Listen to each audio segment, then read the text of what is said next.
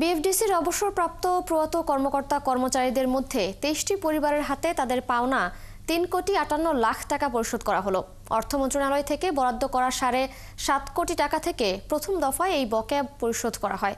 রবিবার বিকেলে এফডিসির VIP projection হলে কর্মকর্তা ও কর্মচারীদের পরিবারের সদস্যদের হাতে এই পাওনা বুঝিয়ে দেওয়া হয়।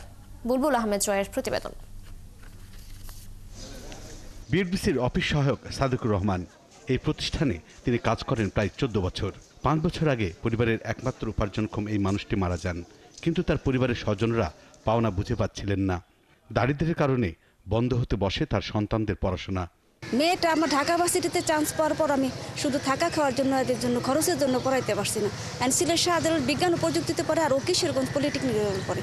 আর যদি চেকটা যাওয়ার কি তাহলে ওরা আমি আরেকটু ভালো করে পড়াতে পারলো, ও হয়তো এত দূরে না যে আমার কাছে থাকতে পারতো।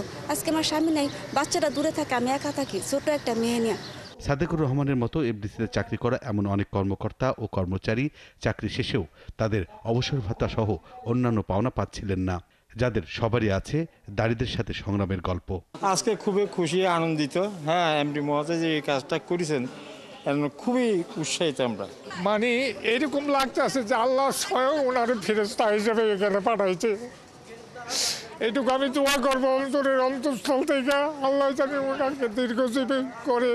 মারা গেছে স্বামী, 5 বছর হয়েছে, এখন টাকা পাইছি। এমডি মহোদয়ের সহযোগিতা, ওনার আপ্রাণ চেষ্টা, আজকে আমি চেকটা গ্রহণ করেছি। ধ্বংসের দ্বার প্রান্তে পৌঁছে যাওয়া এফডিসিকে ঢেলে সাজানোর অংশ হিসেবে অগ্রাধিকার ভিত্তিতে অবসরপ্রাপ্ত এই কর্মীদের পাওনা অর্থ পরিশোধের উদ্যোগ নিয়েছে কর্তৃপক্ষ। এর জন্য অর্থ মন্ত্রণালয় থেকে বরাদ্দ হয়েছে ৭.৫ কোটি টাকা।